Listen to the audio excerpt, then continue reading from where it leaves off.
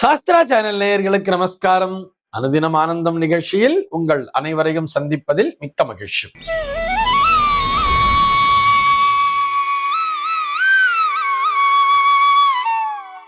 5/10/2025 இந்த நாள் குறித்து பஞ்சாங்கம் என்ன சொல்றதுன்னு பார்க்கலாம் வாங்கோ. இன்றைய தினம் விஸ்வாவசுவருடம் புரட்டாசி மாதம் 19ஆம் தேதி ஞாயிற்றுக்கிழமை. திதி பார்த்தோம்னா வளர்பிறை திரையோதசி திதி மதியம் 3:04 வரைக்கும் இருக்கு. அதனைத் தொடர்ந்து வளர்பிறை சதுர்த்தசி திதியானது வந்து விடுகிறது. நட்சத்திரம் பார்த்தோம்னா இன்னைக்கு சதயம் நட்சத்திரம் காலை 7:59 வரைக்கும் இருக்கு.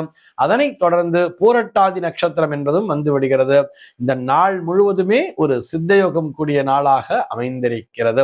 இது போக பஞ்சாங்கத்திலே வரக்கூடிய யோகம் அப்படின்னு சொல்லி பார்த்தோம்னா இன்னைக்கு கண்டம் அப்படிங்கிற ஒரு நாம யோகத்தை கொடுத்திருக்கா. கரணம் பார்த்தோம்னா தைத்திலம் அப்படிங்கிற ஒரு கரணத்தை கொடுத்திருக்கா. இந்த நாளானது ஒரு மேல் நோக்கு நாளாக அமைந்திருக்கிறது. இன்னைக்கு என்ன ஸ்பெஷல் அப்படின்னு சொல்லி பார்த்தோம்னா இன்றைய தினம் பஞ்சாங்கத்திலே நடராஜர் அபிஷேகம் அப்படிங்கிறத கொடுத்திருப்பா. பிராக்கெட்ல மாலை அப்படின்னு கொடுத்திருப்பா. ஆக இன்றைய தினம் மாலை பொழுதிலே அருகிலுள்ள சிவாலயத்திலே கண்டிப்பாக நடராஜர் அபிஷேகம் என்பது நடைபெறும். எல்லோரும் சிவாலயத்திற்கு சென்று அந்த அபிஷேகத்தினை கண்டுகளித்து நடராஜ பெருமானினுடைய அருளுக்கு பாத்திரராக வேண்டும் அப்படிங்கிறதுக்காக நினைவூட்டுகிறோம். இதுபோக இன்றைய தினம் வள்ளலார் சுவாமிகளினுடைய பிறந்த நாளாகவும் அமைந்திருக்கிறது. சென்னையை பொறுத்தவரை இன்றைய தினத்தினுடைய சூரிய உதயம் என்பது காலை 6:01 சூரிய அஸ்தமனம் என்பது மாலை 5:52 சந்திர உதயம் என்பது மாலை 4:36 சந்திர அஸ்தமனம் என்பது நாளைய தினம் அதிகாலை 4:56 சம்பவிக்கிறது. பிரம்ம முகூர்த்தம் பார்த்தோம்னா நாளைய தினம் அதிகாலை 4:24 முதல் காலை 6:01 வரையில் நீடித்திருக்கிறது. சென்னையை பொறுத்தவரை இன்றைய தினத்தினுடைய ராகு காலம் என்பது மாலை 4:23 முதல் 5:52 வரையிலும், யமகண்டம் என்பது மதியம் 11:57 முதல் 1:26 வரையிலும், குளிகை காலம் என்பது மதியம் 2:54 முதல் மாலை 4:23 வரையிலும் சம்பவிக்கிறது. தினாந்தம் பார்த்தோம்னா இன்றைய தினம் இரவு 1:28 கொடுத்திருக்கா. சூலம் பார்த்தோம்னா இன்றைக்கு மேற்கே சூலம் பகல் 10:46 வரையில் இந்த சூல தோஷம் என்பது உண்டு. அதற்குரிய பரிகாரமாக வெள்ளம் தானம் விடுத்துவிட்டு மேற்கு திசையை நோக்கி பயணிக்கலாம் அப்படிங்கிறதையும் சொல்லி இருக்கா. இன்றைய தினத்தினுடைய ஒரு சிறப்பு தகவலாக நம்ம என்ன பார்க்க போறோம்னு சொல்லி பார்த்தோம்னா கொஞ்சம் ஜாலியா ரொம்ப சீரியஸா போயிட்டு இருக்கிற மாதிரி இருக்கு. நீங்க எப்பயுமே சண்டே கதை சொல்லுவேல, அந்த மாதிரி கதைகளை சொல்லுங்களேன். குழந்தைகள்லாம் நிறைய கேட்கிறா. அந்த கதை கேட்கறதுக்குன்னே நிறைய பேர் காத்துட்டு இருக்காங்கிற மாதிரி நிறைய நேயர்கள் தொலைபேசியிலே சொல்லி கொண்டிருப்பதால் நம்ம இனிமே இருவரும் காலங்களிலே ஞாயிற்றுக்கிழமை கதை நேரம் அப்படிங்கிற ஒரு தலைப்புல பார்க்கலாம். இன்னைக்கு என்ன கதையை பார்க்க போறோம் அப்படின்னு சொன்னா குரங்கு வைத்தியம் அப்படிங்கிற ஒரு தலைப்புலதான் ஒரு கதையை பார்க்க போறோம். ஒரு ஊர்ல ஒரு ராஜா இருந்தாராம். அந்த ராஜா நம்ம இப்படி கூட பாத்துக்கலாம், 24ஆம் புலிகேசி கூட வச்சுக்கோமே. இந்த 23ஆம் புலிகேசிக்கு ஒரு அண்ணன் மாதிரி அவர் 24ஆம் புலிகேசியாகவே இருக்கிறார். எப்ப பார்த்தாலும் சாப்பிட வேண்டியது, தூங்க வேண்டியது, இந்த மாதிரி ஒரு வேலைகளை மட்டும்தான் அவர் செஞ்சுட்டு இருக்கார்.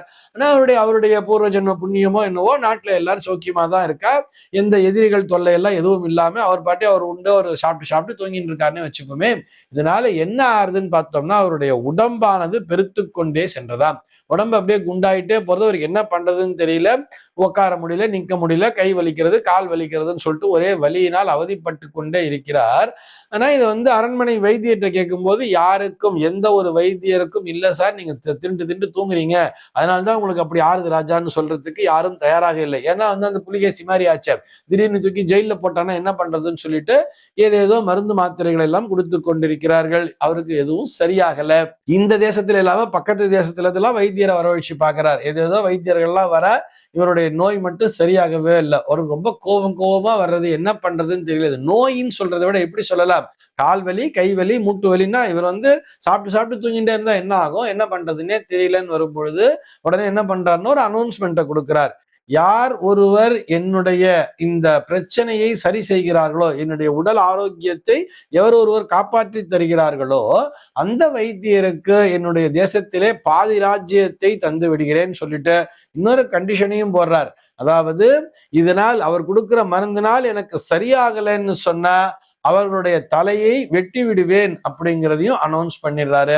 இதை கேட்ட உடனேயே எல்லோருக்கும் பயம் வருகிறது. இவரை எப்படி சரி பண்றதுன்னு தெரியலையே, இவருடைய பிரச்சனை என்னங்கிறது எல்லாருக்கும் புரியுது. அதுக்கு என்ன மருந்தை கொடுக்க முடியும்? போய் மருந்தை கொடுத்தா கூட இவருடைய பிரச்சனைங்கிறது சரியாக போறது இல்ல. அதனால என்ன ஆகும், தலையை வெட்டிடுவான்னு சொல்லிட்டு யாருமே வரவில்லையாம். அந்த நேரத்திலே ஒரு இளைஞன் முன் வந்தானாம். அவன் நேரடியா ராஜாட்ட வந்து, ராஜா உங்களுக்கான மருந்து என்னிடத்திலே இருக்கிறது அப்படின்னு சொல்லிட்டு அந்த மருந்தை காமிச்சாராம். அதோ பாருங்க, இது வந்து நிறைய மூலிகைகள் எல்லாம் அரைச்சு இந்த மருந்தை தயார் பண்ணியிருக்கேன். ஆனால் இது மிகவும் கசப்பாக இருக்கும் என்பதால் இதிலே தேனை கலந்திருக்கிறேன் அப்படின்னு சொன்னான். இதுல வந்து நிறைய தேன்லாம் ஊத்தி நான் நிறைய கலந்து உங்களுக்கு இனிப்பா இருக்கணுங்கிறதுக்காக, ஏன்னா உங்களுக்கு இனிப்பு தான் பிடிக்கும்னு நான் கேள்விப்பட்டேன். அதனால அந்த இனிப்பு பிடிக்கணுங்கிறதுக்காக அந்த கசப்பு மருந்துல நிறைய தேனை கலந்து தயார் பண்ணி கொண்டு வந்திருக்கிறேன். இதை நீங்கள் சாப்பிட்டால் உங்களுடைய உடம்பு குணமாகிவிடும் சொன்ன உடனே ராஜாக்கு சந்தோஷம் தாங்கலையாம். அப்படியா, அரண்மனையிலேயே 1 மாசம் தங்கியிரு, 1 மாசம் தங்கியிரு, என்னுடைய உடம்பு வலியெல்லாம் குறைய ஆரம்பிச்சிருச்சுன்னா நிச்சயமாக நான் உனக்கு ராஜ்யத்திலே பாதி கொடுத்து விடுவேன் அப்படின்னு சொல்லும் பொழுது அந்த இளைஞன் குறுக்கிட்டு சொன்னானா, ராஜா ஒரே ஒரு கண்டிஷன் என்னன்னு சொன்னா, இந்த மருந்தினை நீங்கள் உட்கொள்ளும் பொழுது உங்களுக்கு குரங்கு ஞாபகம் என்பது வரக்கூடாதுன்னு சொன்னானா. இந்த மருந்தை எடுத்து இந்த மூடியில இந்த அளவுக்கு நீங்க போட்டுக்கணும். இந்த மூடியில எடுத்து இந்த அளவுக்கு ஊத்தி நீங்க வாயில ஊத்துறதுக்கு முன்னாடி உங்களுக்கு குரங்கினுடைய நினைவு மட்டும் வந்துவிடவே கூடாது. அது வந்துவிடக் கூடாது என்பதற்காகத்தான் அந்த குரங்கு படத்தினையே நான் அந்த பாட்டில் மேல பிரிண்ட் பண்ணி வச்சிருக்கேன். அதனால உங்களுக்கு குரங்கு ஞாபகம் மட்டும் வந்துடவே கூடாது அப்படின்னு சொல்லி ஒரு கண்டிஷனை போட்டானாம். ராஜாக்கு உடனே, என்ன பண்ணி வச்சிருக்க நீ, குரங்கு படத்தை போட்டா குரங்கு ஞாபகம் வராதா? அதனால அந்த பாட்டில் இருக்கிற அந்த படத்தை பிச்சிடுறேன், கண்டிப்பா எனக்கு குரங்கு ஞாபகங்கிறது வராது அப்படின்னு சொன்னானாம். இது போக இந்த இளைஞன் கண்டிஷன் சொன்னானா, அப்படி சப்போஸ் உங்களுக்கு குரங்கு ஞாபகங்கிறது வந்துருச்சுன்னா இருந்தாலும் நீங்க மருந்தினை சாப்பிடலாம். ஆனால் அந்த குரங்கு என்னவெல்லாம் செய்யுமோ, உங்களுடைய அந்த புறத்திலே நிறைய குரங்கு இருக்குங்கிறத பார்த்தேன். அந்த புறத்துல இருக்கிறது மகாராணியை நான் சொல்லல, அந்த புறத்திலே சுற்றி இருக்கக்கூடிய நந்தவனங்கள்லாம் இருக்கு இல்லையா, அந்த நந்தவனங்கள்ல நிறைய குரங்குகள்லாம் சுத்துது. அந்த குரங்குகள் எல்லாம் என்னென்னலாம் செய்யுதோ அந்த பணியை நீங்களும் செய்ய வேண்டும், அப்பொழுதுதான் இந்த மருந்தானது வேலை பார்க்கும்னு சொல்லிட்டானாம். அப்படியா, ரொம்ப ரொம்ப சந்தோஷம் அப்படின்னு சொல்லிட்டு சரின்னு சொல்லிட்டு அவரும் மருந்தை வாங்கின்னு போயிட்டாராம். அது எப்படி, அவர் பாட்டில எடுக்கும் பொழுதே இவரையும் அறியாமல் குரங்கு ஞாபகம் தானே வரும். குரங்கு ஞாபகம் வரக்கூடாதுன்னு சொன்னா எப்படி, அந்த பாட்டில் எடுக்கும்போது ஏதோ சொன்னானே, ஆஹா குரங்கு ஞாபகம் வரக்கூடாதுன்னு சொல்லிட்டான் போது நிச்சயமாக குரங்கினுடைய ஞாபகம் என்பது வந்து விடுகிறது. இருந்தாலும் அவன் என்ன சொல்லியிருக்கான், நீங்க மருந்தை சாப்பிட்டுட்டு போய் பாருங்க, அந்த குரங்கெல்லாம் என்னென்ன வேலையை செய்தோ அதெல்லாம் நீங்களும் பண்ணணும் தானே சொல்லியிருக்கான் அப்படின்னு சொல்லிட்டு அந்த மருந்தினை குடித்து விட்டு போய் நந்தவனத்துல பார்த்தா ஒரு குரங்கு என்ன பண்ணுது, இந்த மரத்திலிருந்து அந்த மரத்துக்கு தாக்குது, மரத்து மேல ஏறுது இறங்குது. இதையெல்லாம் நாமளும் செய்யணும்னு சொல்லியிருக்கான்னு சொல்லிட்டு ராஜா என்ன பண்றார், அவரும் என்ன பண்றாருன்னு பார்த்தா மரத்து மேல மிகவும் கஷ்டப்பட்டு ஏறுகிறார், மறுபடியும் இறங்குகிறார். இந்த மரத்தை அந்த கிளையை பிடிச்சிட்டு இப்படி அப்படி ஓடுது இல்லையா, அதே மாதிரி இவரும் மூஞ்சலாட தொடங்கினாராம். இப்படி கொஞ்சம் கொஞ்சமாக அவர் தன்னுடைய உடலுக்கு உழைப்பினை தர ஆரம்பித்த உடனேயே அவருடைய உடம்பில் இருக்கக்கூடிய அனாவசியமான கொழுப்புகள் இதெல்லாமே கொஞ்சம் கொஞ்சமா கரைய ஆரம்பிச்சுதான். அந்த இளைஞனும் அங்கேயே தங்கி இருந்து அந்த ராஜாவை கண்காணிச்சுக்கிட்டே வரான். 1 மாத காலத்திற்குள்ளாகவே அந்த குரங்கு செய்யற வேலையெல்லாம் இந்த ராஜாவும் செஞ்சுக்கிட்டே வந்ததுனால என்ன ஆச்சுன்னு பார்த்தா, அந்த அரசனுக்கு உடல்நிலை என்பது ஆரோக்கியம் திரும்ப ஆரம்பித்தது.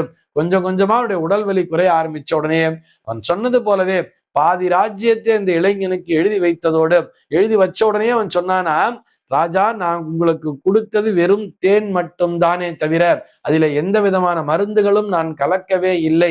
நீங்கள் எப்படி உங்களுடைய உடலுக்கு உழைப்பினை கொடுக்க ஆரம்பித்தீர்களோ அதிலிருந்துதான் உங்களுடைய உடலானது ஆரோக்கியம் பெற ஆரம்பித்து விட்டது அப்படிங்கிற ஒரு விளக்கத்தையும் அவன் தெளிவாகவே எடுத்து சொன்னானாம். அவனுடைய உண்மைக்கு மெச்சி தன்னுடைய மகளையே அந்த இளைஞனுக்கு திருமணம் செய்து கொடுத்தாராம் ராஜா. இப்படி அந்த கதையானது முடிவிற்கு வருகிறது. இது மூலமா நம்ம என்ன தெரிஞ்சுக்கணும்னு சொன்னா, மருந்து சாப்பிடும் போது குரங்கு ஞாபகம் வரக்கூடாதுங்கிறது இல்லை, நாம் ஓடி ஆடி வேலை செய்ய வேண்டும் என்பதைத்தான் புரிந்து கொள்ள வேண்டும். இந்த தகவலோடு இன்றைய தினம் நான் உங்களிடமிருந்து விடைபெறுகிறேன். மீண்டும் உங்கள் அனைவரையும் நாளைய தினம் ஒரு புதிய தகவலோடு சந்திக்கிறேன். அன்பர்கள் அனைவருக்கும் அனுதினமும் ஆனந்தமாய் அமைய பிரார்த்திக்கிறேன்.